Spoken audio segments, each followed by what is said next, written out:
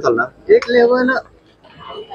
Okay, ready सगळे? ज्ञानेश्वर विचार काय सांगताय? प्रचंड उत्साह कोल्हापूरकरांच्या मध्ये आहे, मात्र छत्रपती घराण्यांच्या मध्ये यावेळी प्रचंड असा उत्साह दिसून येतो. ह्या वेळेला मी माझं दुसरं सेकंड टाइम वोटिंग आहे माझं, आणि खूप अभिमान वाटतो की माझं मत माझ्या आजोबांना मी देत आहे आणि विकासासाठी देत आहे.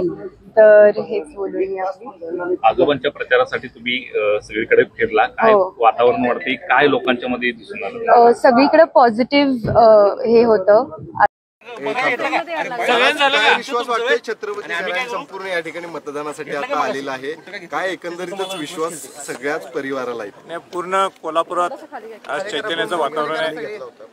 छत्रपती शाहू महाराजांच्या माध्यमातून एक उत्साह निर्माण झालेला आहे आणि तो उत्साह आमच्या घरात सुद्धा दिसला आपल्याला की सगळेजण आम्ही आज एकत्र आलो आणि त्या उत्साहात आम्ही सर्वांनी मतदान केलेले कोल्हापूरच्या विकासासाठी आणि कोल्हापूरच्या प्रगतीसाठी.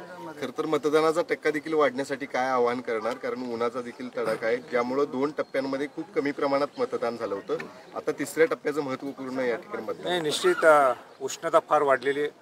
माझं सर्व जनतेला आव्हान हेच असणार आहे की लवकरच्या लवकर आपण मतदान करून घ्यावं 12 वाजेपर्यंत, आणि त्याच्यानंतर 4 ते 6 परत गर्दी होऊ शकते. म्हणून माझं सगळ्या जनतेला आव्हान आहे की तुम्ही जास्तीत जास्त आपण लवकर यावं.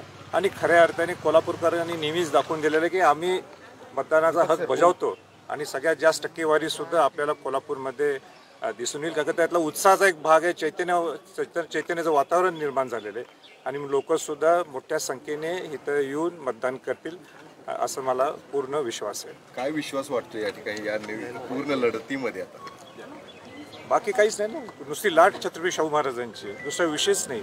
आणि त्या लाटेतला आम्ही एक सुद्धा एक घटक आहोत, म्हणजे प्रचाराच्या बाबतीत.